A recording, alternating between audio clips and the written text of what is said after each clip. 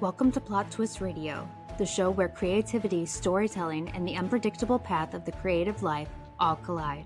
I'm your host, Erin Egnatz. Hi, Shirley. Welcome to Plot Twist Radio. Hey, thanks for having me. So nice to meet you. It's wonderful to have you. Before we get going, can you introduce yourself to the audience?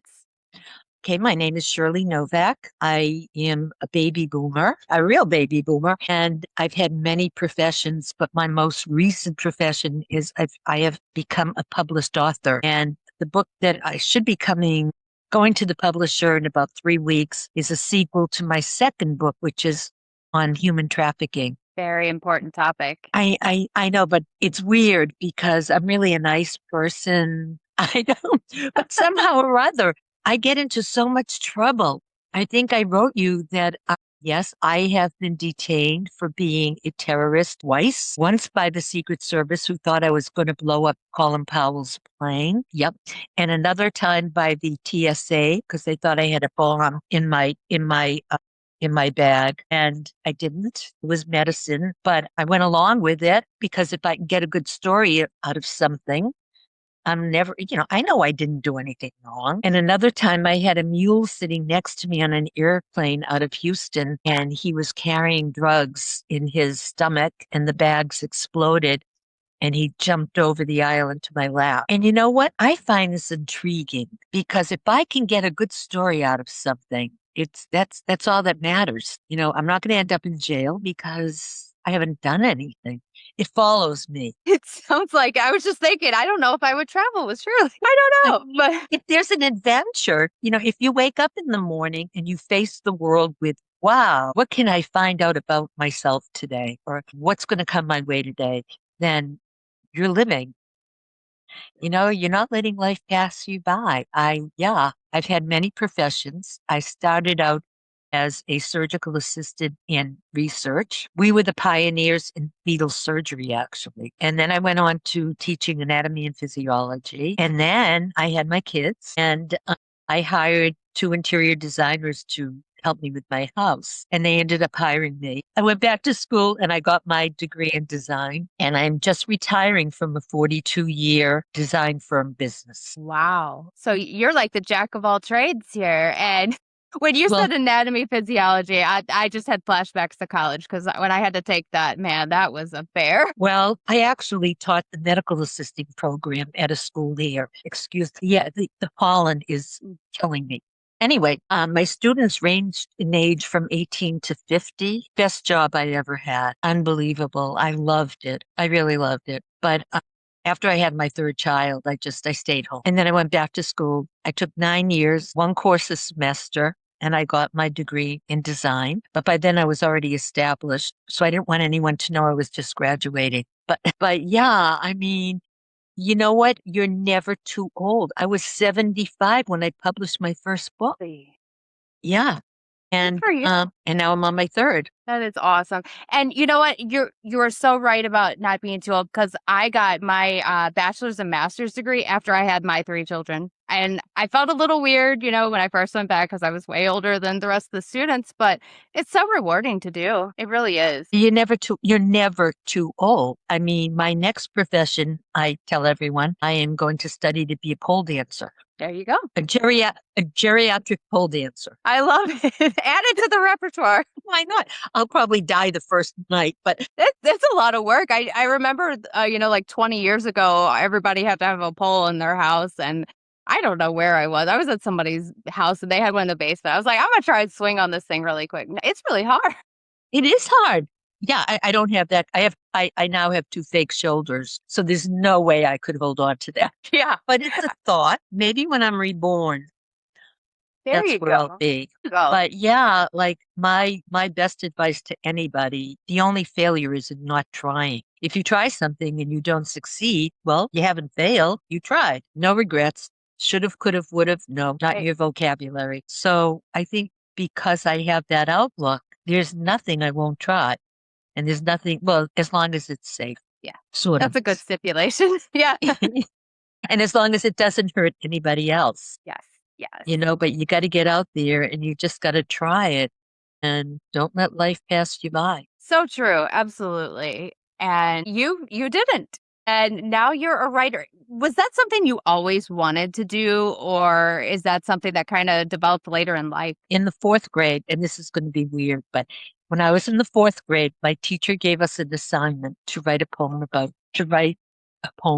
spring. And he was so impressed with my poem, he made me read it to the entire school. And he took me aside and he said, don't ever stop writing because someday you're going to be a famous writer. And that stayed with me. My first book, I think I started during the pandemic, and it was an homage to my father because I just sat down and it was like a hand was directing me. I had no outline. I had nothing. I just sat down and started to write, and it became like a bestseller. And it's called The Story of ... And it's because my father was born in 1904, Koretz, Poland, and he was born to a very mean father. His father was a tyrant, horrible person. And when my dad was 12 years old, his mother died. And his father said, I'm going to America, and when I have enough money, I'll send for you. And he put his 12-year-old son, along with his 9-year-old brother, into the care of a brothel. Now, this is true. Doesn't every good father send their kid into a brothel?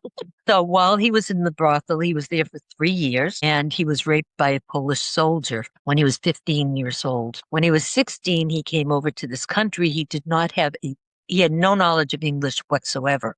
He couldn't speak a word. And his father, along with his new pregnant bride, said, I have no room for you.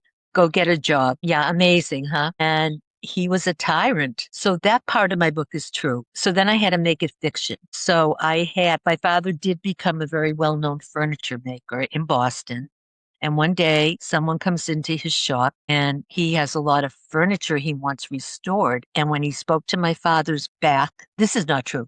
My father heard the voice and it went through him like a knife. And he turned around and he had never seen his rapist's face, but he had one discernible thing about him. He was missing his right thumb. So when he turned around, this guy had no right thumb.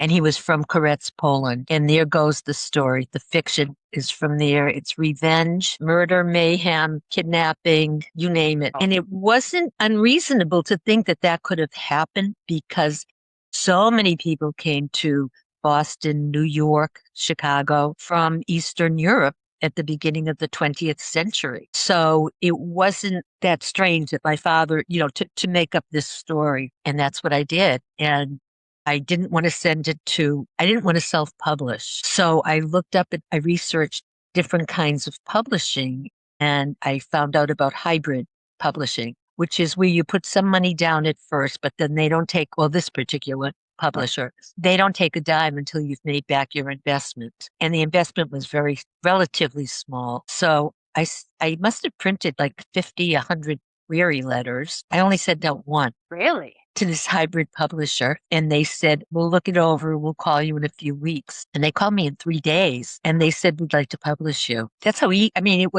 haven't suffered. You haven't went through that. I was just thinking about the career process, and that's a rough one. So congratulations. Thank you. And the only acknowledgement in my whole book is to Mr. Willett, my fourth grade teacher. That is awesome. And I have tried to locate his family and to no avail. I've got a lot of kids. I have a lot of people who were in my fourth grade class contacting me, but no Mr. Willett. Isn't that weird? I've got all these new friends from my past. That's awesome. It's like full circle, you're back together. I'm trying to think of if I had a teacher that ever had that impact on me, and I don't think so, but those kind of teachers, they will stick with you for life. They really will. Oh my God. Yes, I was very, very fortunate. And we were his first class out of college. So it's conceivable that he might still be alive, but I can't even find his family. Nothing. The records just don't go back that far in Boston. Interesting. And yeah, it's too bad because he really had a profound effect on me. The first book, it just came very easy. And then I was contacted by a traditional publisher who said, we understand you're writing a new book. We'd like to follow it and possibly publish you. And that book was on human trafficking. Again, I have no idea where that came from. But they signed me and then they put it on the shelf. And after 8 months, I said, nothing's happening. And I said, I had a hybrid publisher and they call me every week. I haven't heard from him. And he said, then why don't you just go back to your hybrid publisher? I said, I will, but I didn't. No. You know, I said, I'm going to do an independent publisher. And within 12 weeks, it was in the bookstores. Wow. Yeah. Wow. That's And my third book is with that same independent publishing company because they are beyond, beyond, beyond. It's called Book Locker and they do it all. And wow. they grabbed that book and they had it out 12 weeks. That's amazing that they can turn it around like that. Because yeah, I know with traditional publishers, they can hold it for years. I've heard of authors that are like, I have a whole series ready to go. When are you going to release it? And it just sits and sits because they'll get something new and they'll, put it to the front of the line. For somehow or other, one of their authors tracked me down and she contacted me. And she said, I just want you to know that you dodged a bullet. She said, he has stolen money from me. He's a misogynist. He's a horrible person. And you don't know how lucky you were to get away from him. That's incredible. Good for you to notice the signs and get out of there when you can, because yeah, a lot of people, they want to stay with the traditional publishers, but you know what? Indie publishing is really taking off. These smaller houses, I mean, I own one of them. Oh, you do? Yeah, I do. I started it because I got tired of the query process. And then, I hope agents aren't listening right now, a huge chunk of it. Then the publisher takes a whole bunch of it. And I'm like, what's left for me? Because there's not a I lot don't of have an agent. Yeah, I don't have an agent.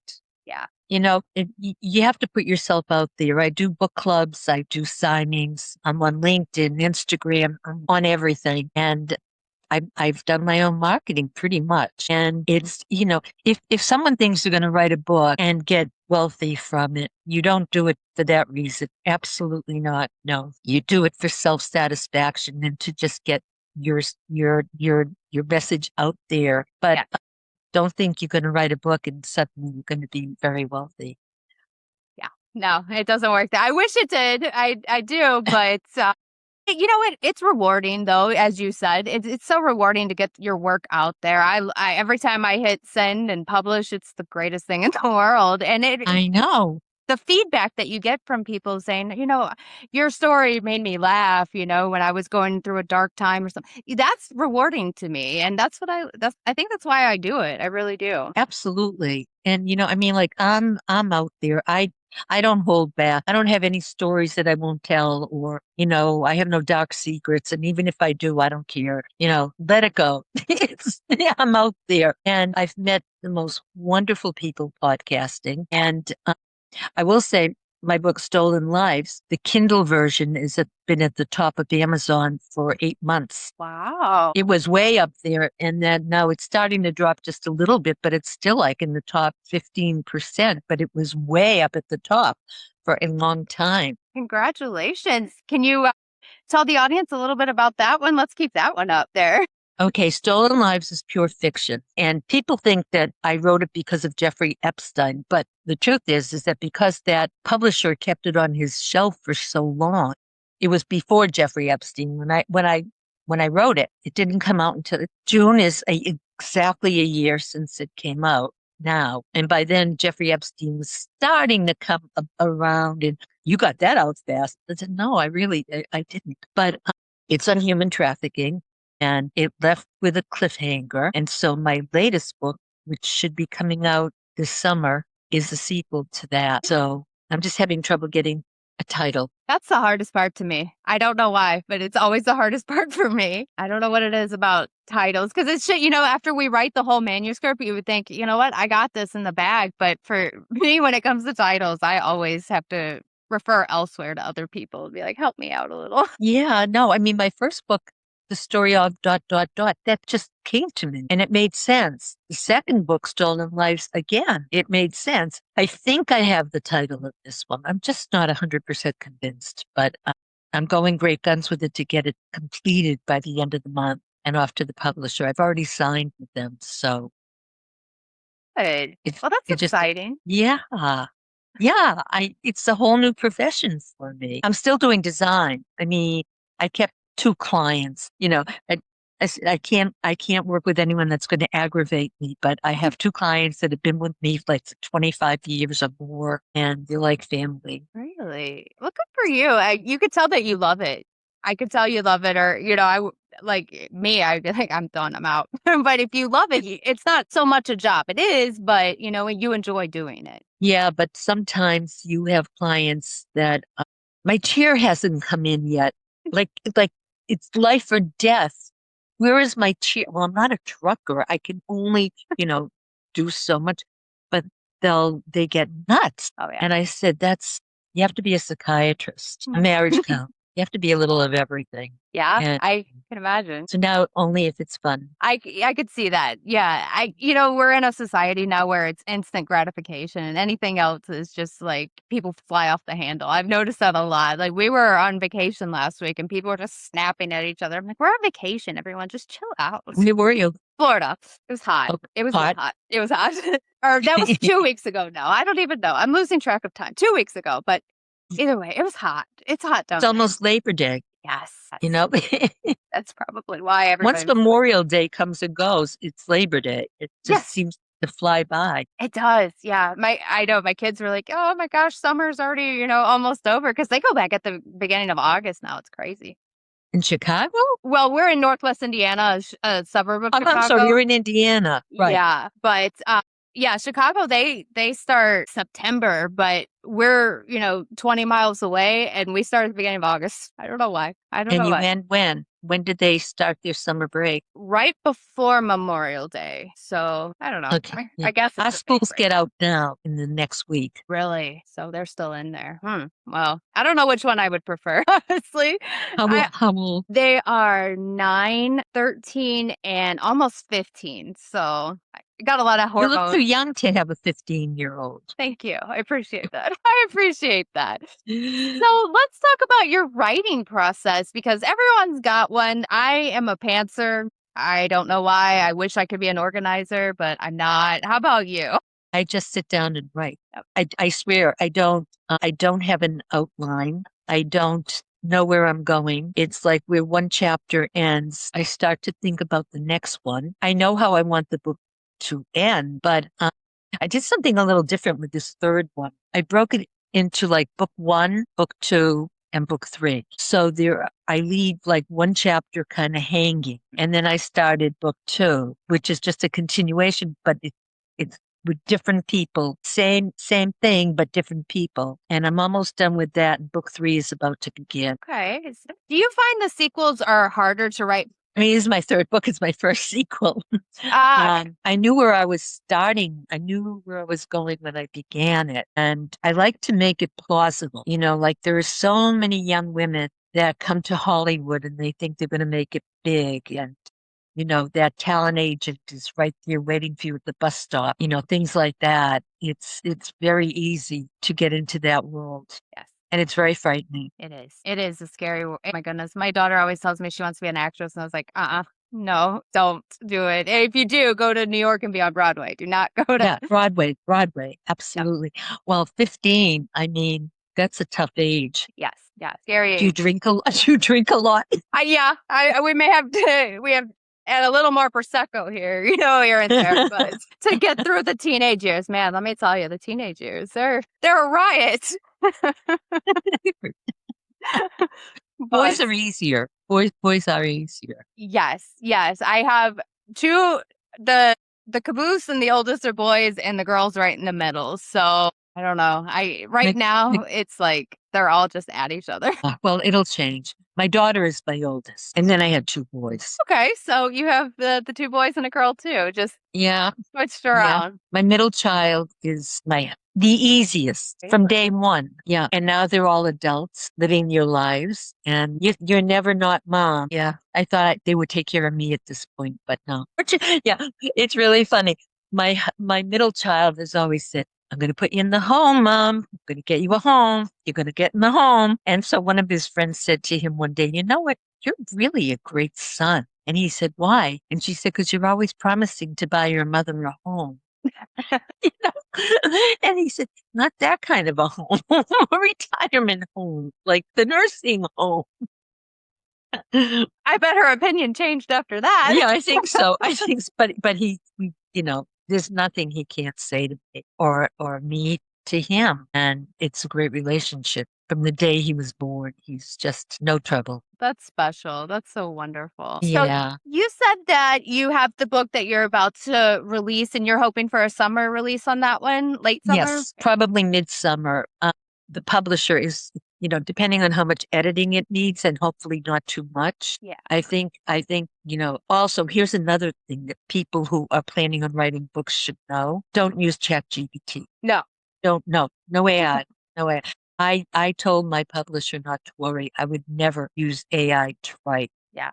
And she was very grateful to hear that. Yes, it has really taken off lately, but you can always tell because, its prompts are so tight that you can always tell when it's, AI or whatever. And, it takes away from the originality of a lot of people because it learns from somewhere. So it's got to learn from other people's books, I would think. So, yeah. I know. And there are all these authors who they want to write a book and get it out there. And people who are using AI, it's to me, forgive me for saying this, people, but I think it's cheating. Yeah. Yeah. I agree. I agree with you there. I kind of have like a love-hate relationship with ChatGPT because, I'll try to come up with some kind of answer for one of my other jobs and I just can't figure it out. So I'll just like type it in and figure it out really quick. But I couldn't use it for my writing. It feels so dishonest. It just doesn't feel right. But I guess to Hey, each I'm their with own. you. I'm absolutely with you on that. Yeah. So I would stress to people, it's very convenient, it's very easy, but if you really want to be respected as an author, just do it yourself.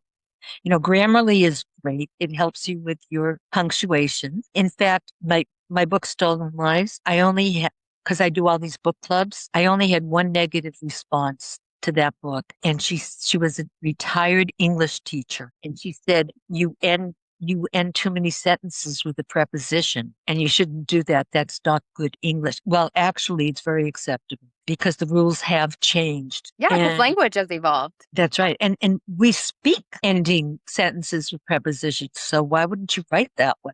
Exactly. But that was the critique I got. Of course, it was going to be an English teacher. That's Yeah. how it always goes. Like, you're trying your best. And especially with novel writing, because it's so much different than like an academic paper. So, you can end it in a preposition because that's how people, like you said, that's how people talk. So it makes sense.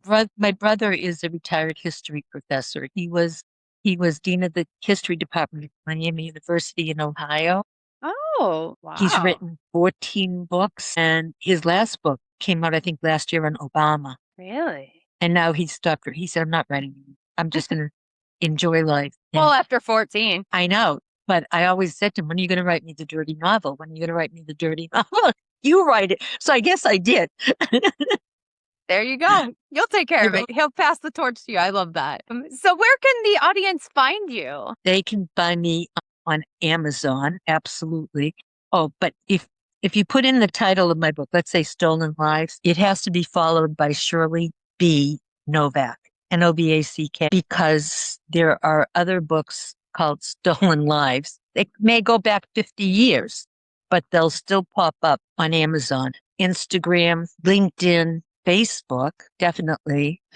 I'm on X, but I don't check it very often. I don't like that. Yeah, it's too No. political. Yeah. And just put in my name and various things will come up. I'll make sure that's in the show notes. All the links. It'll go directly to your book, so we won't end up with someone else's book. But Anyhow, it was lovely. Thank you so much. thank you. Bye Oh, yeah. bye.